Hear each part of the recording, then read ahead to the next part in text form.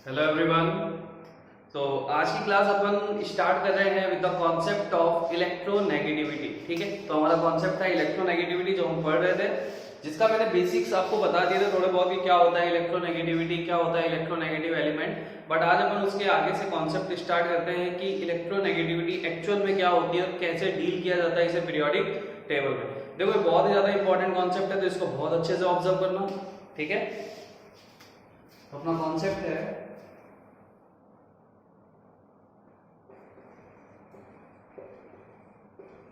Electro negativity.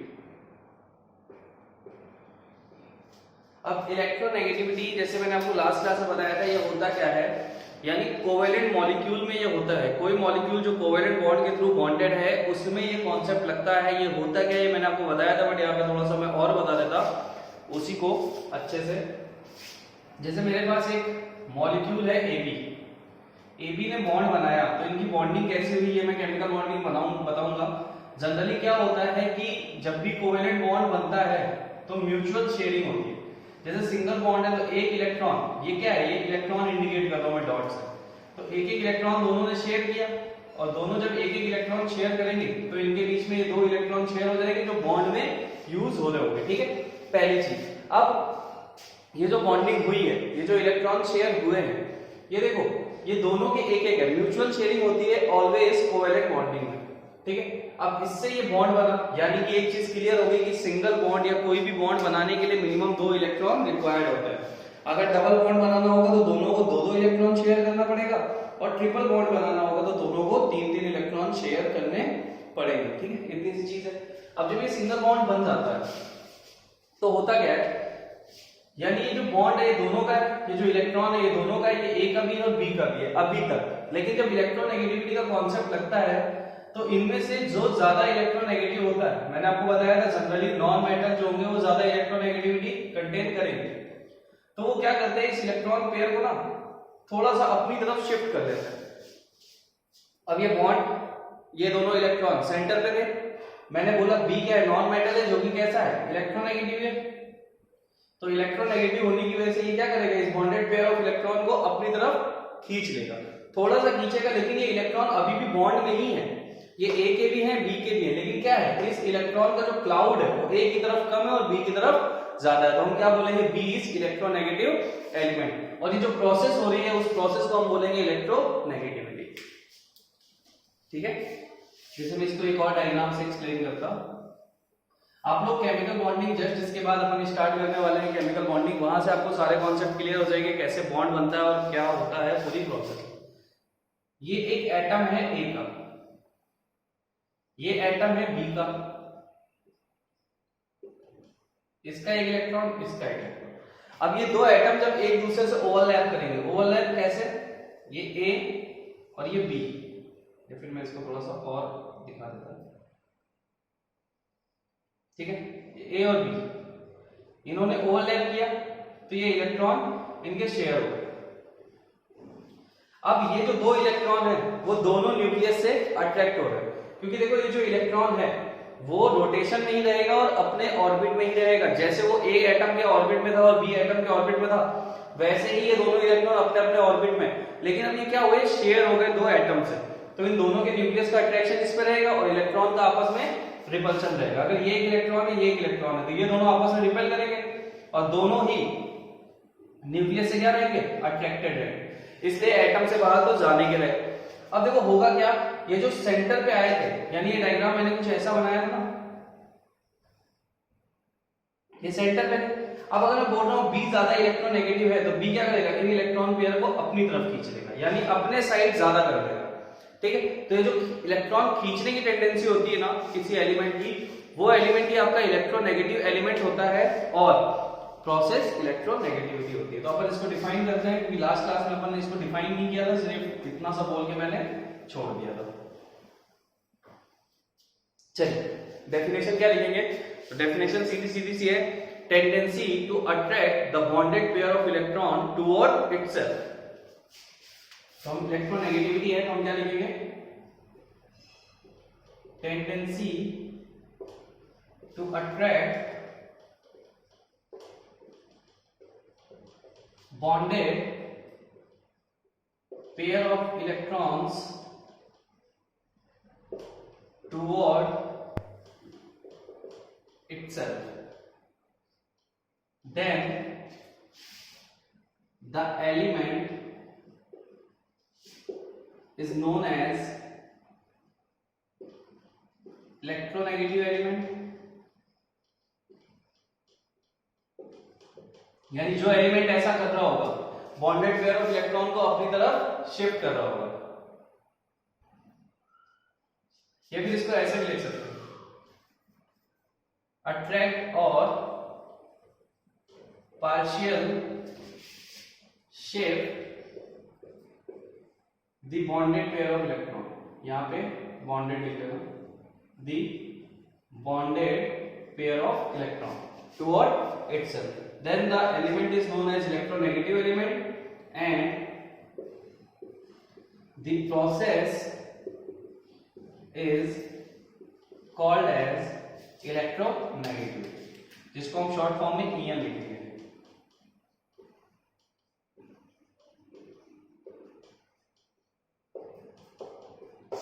ठीक है, तो ये है इसकी डेफिनेशन। डेफिनेशन क्या है? Tendency to attract or partially shift the bonded pair of electron toward itself, then the element is known as electronegative element and the process is called as electronegativity। ठीक है, नोट कर लिया। अभी मैं आपको कोई ऐसा फंडा दे दूंगा जिससे आप कुछ एलिमेंट की इलेक्ट्रोनेगेटिविटी भी याद कर लोगे। याद क्या करना है, मैं आपको ट्रिक दे दूंगा, उससे आपको वैल्यूज पता चल जाएगी। जनरली हमें कोई भी वैल्यू याद नहीं करनी पड़ती पीरियोडिक टेबल में, जो भी होता है हमें ट्रेंड से उसको कंपेयर करना होता है और कुछ नहीं। और हाँ, एक चीज और, मैंने लास्ट क्लास में आपको एटॉमिक रेडियस के कुछ क्वेश्चन दिए थे। देखो सिंपल सी चीज है, वो क्वेश्चंस की अगर मैं बात करूं तो वो क्वेश्चन कभी भी उस टाइप के नहीं होते। वो सिर्फ मुझे आपकी मेंटल एबिलिटी चेक करनी थी कि आप मेरे कॉन्सेप्ट को कितना समझ पा रहे हो। तो जितने लोगों ने मुझे भेजा सबका अप्रोक्सीमेट सही था, उनके लॉजिक सही थे, बट जो क्वेश्चन के लेवल है ना, मैंने आपको 4 पेजेस भेजे ग्रुप पे। ठीक है, उन 4 पेजेस में करीब 50-60 क्वेश्चन है, आप उन्हें सॉल्व करो। उसमें एटॉमिक रेडियस के क्वेश्चन देखो, आयनिक रेडियस के क्वेश्चन देखो, तो आपको समझ में आ जाएगा कितने डिस्टेंस पे क्वेश्चन पूछे जाते हैं। तो ऑब्वियस सी बात है, देखो क्या है, ट्रेंड है, ट्रेंड को अच्छे से ऑब्जर्व करो, left to right, top to bottom क्या होता है। और दूसरी चीज, जो एक्सेप्शनल क्वेश्चन है या एक्सेप्शंस जो आ रहे हैं उन्हें अच्छे से प्रिपेयर करो। और हाँ, एक चीज और है, एटॉमिक स्ट्रक्चर की मैं बात करूं तो यार एटॉमिक स्ट्रक्चर में पता है प्रॉब्लम कहां से आ रही है?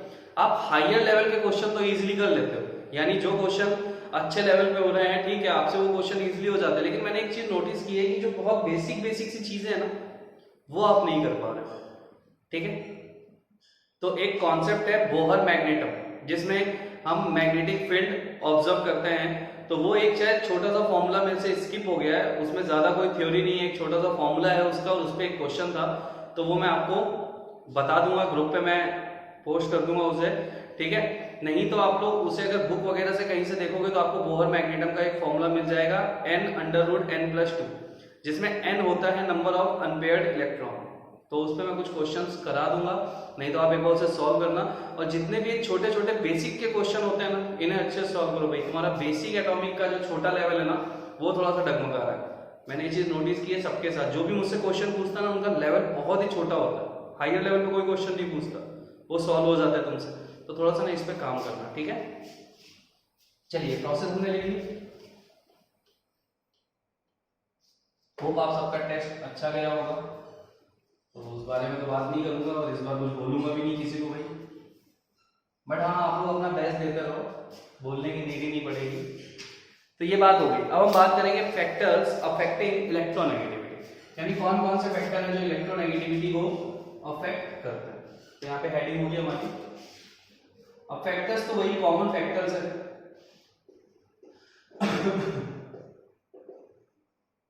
Factors affecting EM। तो पहला है एटॉमिक रेडियस, कॉमन है, सब में हमने पहला फैक्टर एटॉमिक रेडियस लिया है, और एटॉमिक रेडियस का सबके साथ रिलेशन इनवर्स का ही है। तो यहां देखते हैं क्या होता है। अब एटॉमिक रेडियस की बात करूं तो इलेक्ट्रॉन को खींचने की बात हो रही है, ठीक है।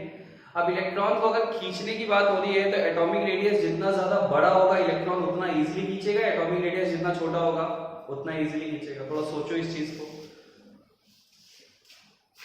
डायग्राम प्लॉट कर देता हूं मैं, उससे शायद ज्यादा इजी हो जाए। एक तो ये है, ये इलेक्ट्रॉन है, इसको खींचना है, और सपोज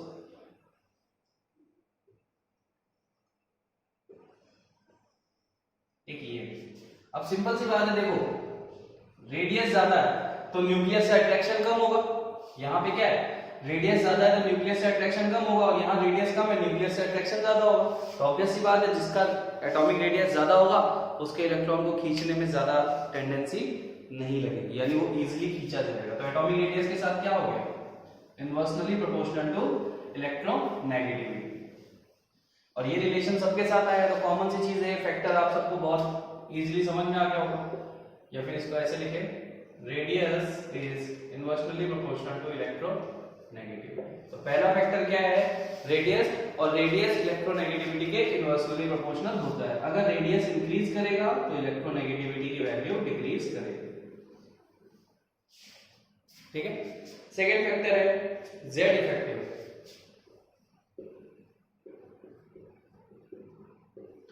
जेड इफेक्टिव यानी इफेक्टिव न्यूक्लियर चार्ज, यानी न्यूक्लियस पे कितना इफेक्ट पड़ रहा है किसी इलेक्ट्रॉन को बॉन्ड करने के लिए। तो ये सब पे हमने बात कर ली। तो ऑब्वियस सी बात है, न्यूक्लियस इलेक्ट्रॉन को जितना टाइटली बॉन्डेड करेगा इलेक्ट्रोनेगेटिविटी की वैल्यू उतनी ज्यादा होगी। तो ये क्या हो जाएगा, Z effective is directly proportional to electronegative, which means if Z effective increases the value of electronegativity is also increases. ठीक है, दो फैक्टर हो गए। तीसरा फैक्टर क्या है, इसको नोट करो। तीसरा फैक्टर है चार्ज ऑन एटम। अब देखो, इलेक्ट्रोनेगेटिविटी का मतलब है इलेक्ट्रॉन को खींचने की टेंडेंसी, लेकिन इसको इलेक्ट्रॉन एफिनिटी से कंपेयर करूं तो इलेक्ट्रॉन एफिनिटी में एक आइसोलेटेड एटम से हम इलेक्ट्रॉन को खींचने की टेंडेंसी देखते हैं, लेकिन इलेक्ट्रोनेगेटिविटी में हम एक मॉलिक्यूल में से इलेक्ट्रॉन को खींचने की टेंडेंसी देखते हैं। यानी एक मॉलिक्यूल में एक एटम कितना इलेक्ट्रॉन खींच पा रहा है, ये उसकी इलेक्ट्रोनेगेटिविटी होती है। कॉन्सेप्ट को थोड़ा समझना भाई। जब हमने ई की बात की थी तो हम क्या बोल रहे थे, एक न्यूट्रल आइसोलेटेड एटम है और वो इलेक्ट्रॉन बाहर से खींच रहा है। तो एक एटम बाहर से इलेक्ट्रॉन को खींच रहा था, तो ये प्रोसेस थी इलेक्ट्रॉन एफिनिटी की। लेकिन इलेक्ट्रॉन नेगेटिविटी क्या होती है कि एक मॉलिक्यूल में दो इलेक्ट्रॉन शेयर हो गए या जितने भी होने हो जाए, ठीक है, उसमें पर्टिकुलर एक न्यूक्लियस कितने इलेक्ट्रॉन को खींच पा रहा है। यानी एक न्यूक्लियस यानी दो मॉलिक्यूल एक है, वो दो एटम से बॉन्डेड है, तो उसमें एक एटम कितनी टेंडेंसी लगा पा रहा है इलेक्ट्रॉन को खींचने के लिए। दोनों कॉन्सेप्ट अलग अलग है, मॉलिक्यूल के लिए है, ये सिंगल एटम के लिए। तो इसको इस कंपैरिजन को ध्यान रखना, ठीक है।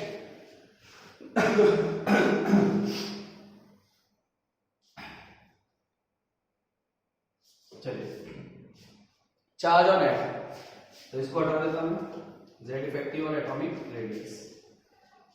तो दो फैक्टर हमारे क्लियर हो गए। थर्ड फैक्टर हमारा चार्ज ऑन एटम। एटम पे चार्ज पॉजिटिव हुआ तो वो कैटायन बन जाएगा, नेगेटिव हुआ तो वो एनायन बन जाएगा। अब देखो क्या होता है, अगर मैं बात करूं इलेक्ट्रॉन को खींचने की, तो इलेक्ट्रॉन पे चार्ज होता है माइनस। अब कोई एटम है ए प्लस, तो पॉजिटिव नेगेटिव चार्ज को ज्यादा खींचेगा, या कोई आयन है ए माइनस, वो इलेक्ट्रॉन को ज्यादा इजीली खींचेगा। कौन खींचेगा? तो ऑब्वियस सी बात है, जिसपे पॉजिटिव चार्ज होगा वो इलेक्ट्रॉन को इजीली खींचेगा, क्योंकि एक पॉजिटिव एक नेगेटिव, इनके बीच में इलेक्ट्रोस्टैटिक फोर्स ऑफ अट्रैक्शन लग जाएगा। लेकिन ये भी नेगेटिव ये भी नेगेटिव, तो इनके बीच में तो रिपल्शन रहेगा। तो हम क्या बोलेंगे, इफ पॉजिटिव चार्ज, अगर एटम पे चार्ज कैसा हो, पॉजिटिव चार्ज, तो हम क्या बोलेंगे, इलेक्ट्रोनेगेटिविटी इंक्रीजेस। और नेगेटिव चार्ज, इलेक्ट्रोनेगेटिविटी डिक्रीजेस। ठीक है, अगर पॉजिटिव चार्ज रहा तो इलेक्ट्रोनेगेटिविटी ज्यादा अफेक्ट करेगी, और नेगेटिव चार्ज रहा तो कम करेगी। यानी खींचने की टेंडेंसी पॉजिटिव चार्ज वाले एटम पे ज्यादा रहेगी, नेगेटिव चार्ज वाले पे कम रहेगी। नोट कीजिए इसे।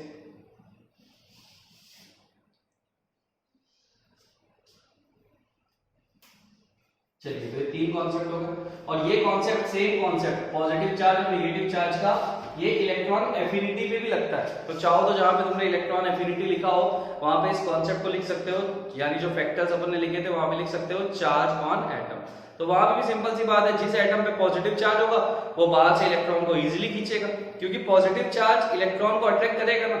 और पॉजिटिव चार्ज का मतलब क्या होता है? पॉजिटिव चार्ज का मतलब होता है इलेक्ट्रॉन डेफिशिएंट, यानी कि वहां पे इलेक्ट्रॉन की कमी है, ऑलरेडी वहां से इलेक्ट्रॉन निकाला गया है। तो जहां से इलेक्ट्रॉन निकाला गया है तो अपनी स्टेबिलिटी को पाने के लिए इलेक्ट्रॉन को खींचेगा ना, ठीक है। स्टेबिलिटी का कॉन्सेप्ट भी हटा दूं तो अपने आप को न्यूट्रल करने के लिए तो इलेक्ट्रॉन खींचेगा ना। और जहां पे नेगेटिव चार्ज है इसका मतलब वो इलेक्ट्रॉन रिच है, उसके पास ऑलरेडी एक एक्स्ट्रा इलेक्ट्रॉन है, तो वो बाहर वाले इलेक्ट्रॉन को क्यों खींचेगा? वो नहीं खींचेगा, क्योंकि उसकी टेंडेंसी जितनी होगी वो ऑलरेडी उतने इलेक्ट्रॉन लेके बैठा है, तो बाहर वाले इलेक्ट्रॉन को बिल्कुल जाने देगा। तो आप चाहो तो इस चीज को इलेक्ट्रॉन एफिनिटी में भी ऐड कर सकते हो, और नहीं करते हो तो सिंपल सा लॉजिक है, positive charge negative charge negative charge negative charge. तो नेगेटिव नेगेटिव रिपल्शन, ये तो भाई आप लोगों को पता है ना, that opposite charges attract each other. और ये कॉन्सेप्ट आपसे अच्छा कौन समझ सकता है ना। सबसे इजी फॉर्मेट में अगर आपको कोई बात समझ में आएगी तो यही आएगी, that opposite charges attract each other. Next जो फैक्टर है वो है टाइप्स ऑफ ऑर्बिटल।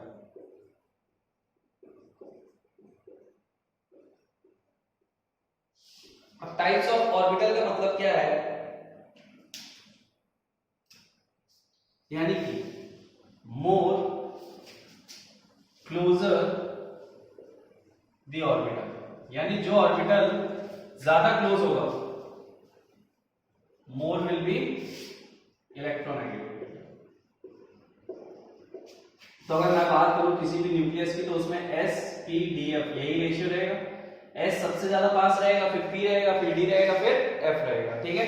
तो टाइप्स ऑफ ऑर्बिटल में जो ऑर्बिटल सबसे ज्यादा पास में होगा उसकी इलेक्ट्रोनेगेटिविटी सबसे ज्यादा होगी, और सबसे ज्यादा पास में कौन रहता है? s। तो हम s के केस में एक चीज निकालते हैं, परसेंटेज s करेक्टर, यानी कोई भी मॉलिक्यूल में परसेंटेज s करेक्टर हम निकालते हैं। तो देखो मॉलिक्यूल में हमें एक कॉन्सेप्ट देखना होता है हाइब्रिडाइजेशन, और वो भी हम केमिकल बॉन्डिंग में ही सीखते हैं। तो यहाँ पे जो चीजें हैं, जो नाम आ रहे हैं, उसको सिर्फ उतना देखो जितना तुम्हारे यूज का है। जब केमिकल बॉन्डिंग पढ़ोगे तो ऑलरेडी ये सारी चीजें अपने आप समझ में आ जाएंगी, समझ में अभी भी आ जाएंगी, इसमें कुछ नहीं है, ठीक है।